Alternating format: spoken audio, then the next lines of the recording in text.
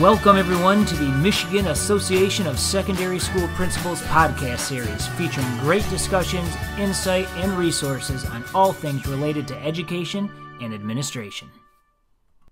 Ladies and gentlemen, welcome back to Season 4 of the MASSP podcast. My name is Ryan Cayce. I'm excited to have two special guests joining me today, coming from Henry Ford II High School, which is part of Utica Community Schools.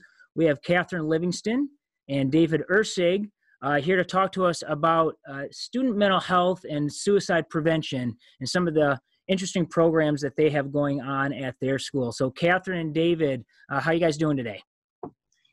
Doing great. Thank you, Ryan, and thank you for having us. Very good. Thanks for having us. Yes. And just so I can clarify, Catherine, you are the counselor at Henry Ford II High School, and David, you are an administrator, correct? Yes, that is correct. Associate principal at the high school. Very good. And I'm one of 5 counselors at this high school. Okay, thank you. We've been trying to schedule this podcast now a couple different times. I know you guys have been busy dealing with different things that pop up at the high school level, of course. And unfortunately, some of the things that take up a lot of our time aren't related to academics, but are just as important, specifically talk about student mental health. And we know that there really is basically an epidemic or crisis that's facing our schools right now. So can you just share, because I had the opportunity to hear you guys a little bit recently at the student mental health conference that MASSP put on. Can you just talk a little bit about what Henry Ford II High School is doing to shed light on this important topic and what you guys are doing to address it? Absolutely. So Ryan, one of the things that we really try to do here in the last couple of years is to open up access to mental health services and supports.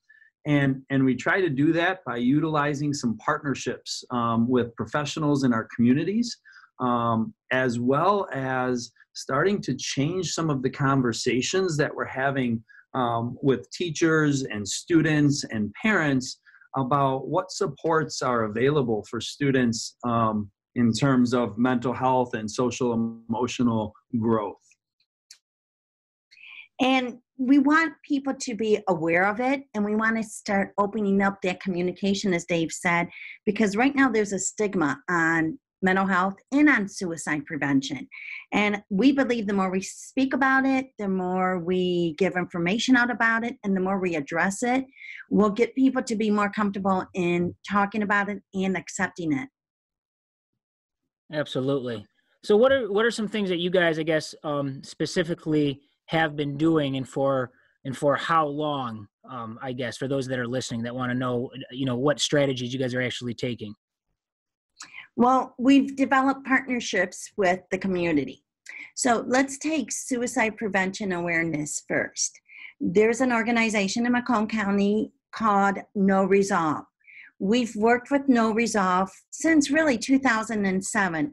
But within the last 6 years, we've done more work with them in promoting suicide prevention awareness in our school.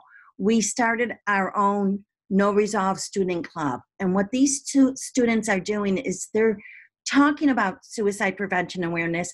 They're giving out information on it. They're letting others know that it's okay to feel like this and that there is help. Their words that they use is they want to break the secret to save a student's life. So that's one way we're addressing the youth suicide prevention awareness. Now we know with that comes mental health, and we've all have heard that more and more of our adolescents are being diagnosed or experiencing some form of mental health condition. So we've looked to our community, and as we said, to develop partnerships. So one of the programs in our community is called, or I should say one of the agencies is Macomb Family Services. They received a grant from the Michigan State Substance Abuse Coalition or organization. They received substance abuse money, and they developed a program called Adolescent Outreach Program. And what they do is they bring a therapist into the school and offer up to 6 sessions of individual therapy to our students. They offer it during the school day, at no cost. And so we're bringing these services into the school for our students. That's awesome. You know, it's interesting, and this was addressed at the Student Mental Health Summit a little bit, and I know it's something that Right. the MSCA, Michigan School Counselors Association, talks about, is the ability for counselors. You have that fine balance of doing some of that academic, career, college advising, as well as also working with students that have social emotional needs. So to be able to have somebody come in from the community, an agency that's an expert in that field, to be able to work with their students. Wow, what an amazing opportunity. It is an amazing opportunity, and we have great results from it too, which we're going to share with you. The one thing that I believe, as school counselors, have to realize that our roles have changed over the years because the needs of our students have changed. We are almost like a primary doctor. The student comes to us, we assess, we discuss, we explore, and then we refer them out for the services. We identify students that need special ed. So what is the problem with identifying students that need mental health treatment? It's not taking away our jobs at all as school counselors. If anything, it's enhancing our jobs. That's a great point. So you mentioned talking about the results. So what impact, some of these opportunities that you're providing for your students, what impact has it had on the SEL needs of students? And even maybe, have you seen it tick over to the academic side in their student achievement? Actually, the answer is yes. We've seen results in both, not just the social emotional aspects of student behavior, student abilities and whatnot, but also it has spilled over into their academics. We collected data over the last school year or last couple school years of students who participated in our adolescent outreach program. And of those students, we saw significant growth, so statistically significant growth in their English classes on average. Students were able to not just attend classes more and sort of display some of those student behaviors, but they were actually able to pull their grades and their academic standing in that class up to a higher level. We saw similar results in mathematics as well. We didn't see the strength in the significance with mathematics. However, we definitely saw growth in mathematics, and we're continuing our research because some of the hesitancy or some of the results kind of show that math takes a little bit longer to kind of catch up and move forward with. Mm-hmm. It's one of those classes that you really kind of do take a little bit more time to get your feet back on the ground and keep moving forward. But we absolutely saw some of these results improve their academics. That's awesome, because I think there are most folks in the education community understand the importance of working on the social emotional needs of students. But I always feel like I hear sometimes there's some undertones of those who are outside that community think, every time you're pulling kids away to work on these other needs, they're missing out on that classroom instruction time, and they're just going to get further behind because you're pulling them out to meet with counselors or whatnot. And this really shows that's not true, that taking the time to meet those needs of some of those students will have positive results in the classroom. And that's where it comes to that we have tried our best and we continue to change the conversations here within our building. We're changing that by not saying we're taking them out of the classroom, but we're giving them more academic support. If you have any type of mental health issue or any type of environmental issue, maybe you're living in a shelter and you don't know where you're going to be that night to stay. If you're worrying about that every day at school, how are you going to do any of your academics? Mm-hmm. By having that adolescent outreach program here, that youth has the opportunity to speak with a therapist for 6 sessions and be able to share their feelings, thoughts, whatever type of emotional or mental health barrier is impacting them. to being successful in the classroom. And you know, Ryan, I think you hit the nail on the head. And I think that's one of the reasons that we're kind of conducting the research that we do, is that, you know, we do or have in the past, you know, had teachers become hesitant a little bit about students being removed from their classroom. And, you know, is this, you know, adolescent outreach program actually going to be an academic support? Because as we all know, you know, schools and teachers and students, they are under tremendous pressure in terms of academics and expectations.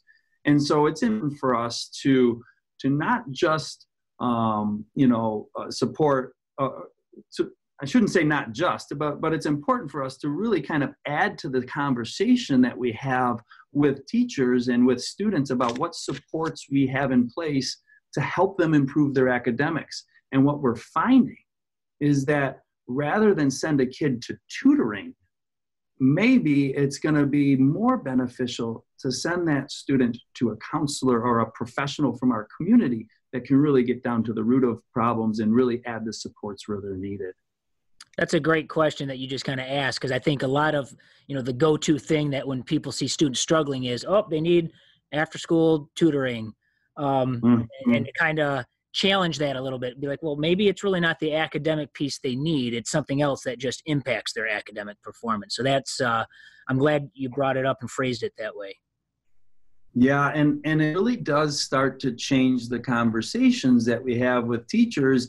You know, it's taken a few years, but now when we have teachers bring concerns with students or students that maybe are struggling in their class, it's not always just a, hey, this student needs to go to our tutoring program, or can you find this student some help academically? So now the conversations are starting to change. Hey, we have some concerns about this student. There might be some supports needed in different areas. And so really it's the change of conversation that we're really trying to emphasize. Absolutely. And it has, we have begun to see that change too, because as Dave said, they're saying more support, something other than academic support. Well, we have our teachers coming down saying, when's the therapist going to be in again? What's the waiting list like? How soon can my student get in? Rather than saying, my student is failing, he just doesn't care. He does care, but they are now seeing above and beyond the academics. They're looking at that social-emotional. Where before, I think we were just looking at academics and saying that if they're not doing well in academics, then it's because they didn't care or they were lazy. There's more to it. I kind of got a couple of questions in one here for you guys. What would you say are the key elements that have made this program so successful? And is this something that other schools can try to replicate? And if so, what do you think they need to do to get started? I believe the key elements are we've broken some barriers. Number one, the therapy is offered here in school during school hours and at no cost. Many parents cannot get their students into therapy because of maybe transportation, because of financial reasons, or it's because they don't have the insurance. So we've broken those barriers, and I think that's been the success. Another success is that we do not need parental consent if the youth is over 14 years old. And that is a state code. And we can offer therapy to anyone over 14 years old without parental consent. So that helps the student who may be struggling at home, but we all know there's things that we don't discuss outside of the home. So they now feel comfortable to be able to speak to someone, and their parents will not need to find out. That we're keeping secrets from parents, we're just giving the best services we can to our youth. So I think those are what we have found it to be successful. And also we found it to be successful because our students have found it to be successful, that they're telling other students about the program, and we're getting self-referrals, not just from teachers, but from the students themselves. And to be honest, we really feel like the key elements can kind of be broken down, with all the breaking of the barriers and the opening up of access and things, but it really kind of boils down to the fact that we definitely need some partnerships. Educators, we're under a lot of pressure. We're under a lot of stresses. We have a lot on our plate, and we need help in this area. And that's just how it is. And so reaching out and having partnerships with professionals and whatnot is really important to a key element of a program like this. And then the other, I think, is the consistency of it. Our program with the adolescent outreach program, a counselor is sent over, or a therapist is sent over twice a week, every single week. And every single week there is an opportunity for students to have that, consistent conversation with a mental health professional. And so, having those partnerships and the opportunity to have a consistent support in place is really kind of some of the things that make this program, in our eyes, impactful and successful for kids. That's amazing. I really got to applaud you on allowing them to really come in and do that. My wife actually is a therapist. She is a licensed master social worker. And our homeschool, unfortunately, she's not allowed to see students during the school day in the building. She would have to take them out of school or see them after hours. So as you guys mentioned, that is a barrier to certain families and certain kids being able to get them that access outside of school hours and get, physically transport them, those types of things. So I really applaud you for your district and your building for allowing that to happen. Well, I will say it wasn't an easy process, Ryan. You do have to really get the buy-in from your administrators and your school board and your community. And it's not an easy process because people do not believe that their jobs will be impacted by it.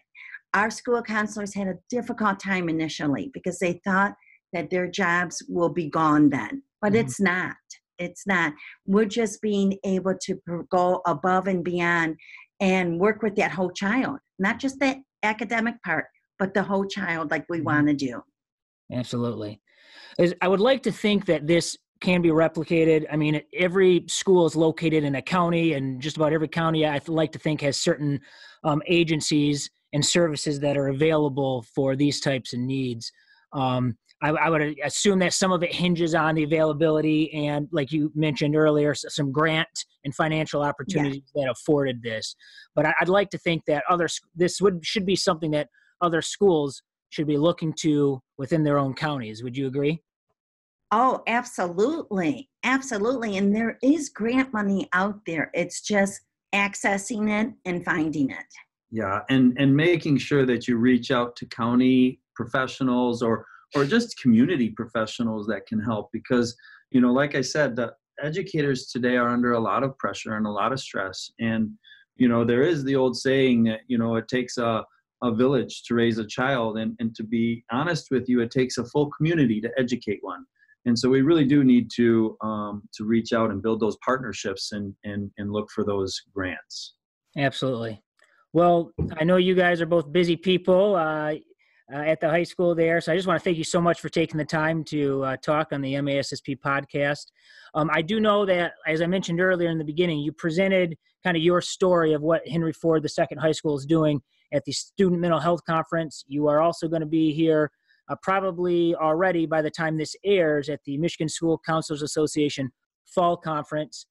But I think you're also sharing your story and some of the data and things behind it also at a conference. I think it's called Kevin's Song, correct me if I'm wrong, in Livonia, and that'll be in January, correct? Yes, and I can send you more information on that, and you can share it with others. But yes, we will be presenting there too. Awesome. And I don't know if there's an easy way. I'll post it on our hosting website, on the massp.com website and social media. But what would be, if people wanted to find out when you're going to be presenting again next, or maybe just pick your brain about how this all works, what would be the best way for them to reach out to one or both of you? Really, honestly, the best way would be to reach out in terms of an email. And you could reach out to either Catherine or I, but being an administrator, I'd love to, kind of take the point on that. My email address is on our school website. And so is mine. And so you could easily find it under the Utica Schools website, or it is david.ersig@uticak12.org. Perfect. Thank you so much. Again, that was a great conversation. I really loved hearing all the things you guys had to say about what you're doing for students and the positive results you're seeing from it. So thanks again for joining us, and thank you everybody out there. Thank you, Ryan. It's a pleasure to have you guys on. We are halfway through season 4 of the MASSP podcast. Remember, you can listen at any time by going to massp.com. You can also see these published out on social media by following us on Twitter at MASSP. Thank you again, Catherine and David, for joining us. Everybody have a great day, and thanks for listening.